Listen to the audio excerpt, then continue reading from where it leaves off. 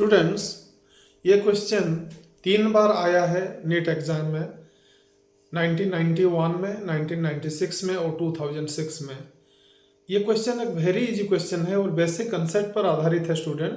पर देखिए इसका इम्पोर्टेंस कितना ज़्यादा है कि 3 बार ये क्वेश्चन को रिपीट किया गया है नीट एग्जाम में स्टूडेंट्स।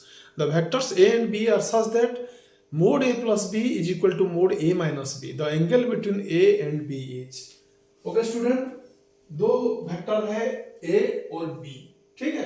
तो what is a plus b student? What is mod a plus b? a plus b का मैग्नीट्यूड कितना है हमको पता है। ये कितना है student? Root over square plus B square plus 2ab cos theta है। और mod a माइनस b कितना है student? Magnitude of a minus b, their difference, ये होता है square plus B square minus 2ab cos theta का square root होता है। ठीक है स्टूडेंट, ये दोनों आपको पता है। Very very basics of vector calculus student, आपको पढ़ाया गया है +2 फर्स्ट ईयर में 11th क्लास में स्टूडेंट। तो ये बोलता है कि a plus B is equal to a minus B. इसका मतलब है ये दोनों सेम है।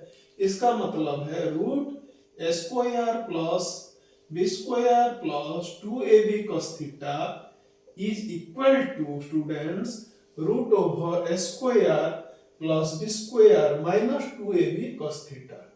ठीक है, हम दोनों साइड का LHS और RHS का स्क्वायर कर देते हैं। ये क्या इंप्लाई करता है? Square plus B square plus 2ab cos theta is equal to student square plus B square minus 2ab cos theta. ठीक है स्टूडेंट, तो इसको अगर हम इस साइड में ले जाएंगे, ये इक्वेशन को उस साइड में, तो ये हो जाएगा माइनस स्क्वायर, ये हो जाएगा माइनस बी स्क्वायर, ये हो जाएगा plus 2ab cos theta is equal to 0। Okay students, समझ गया?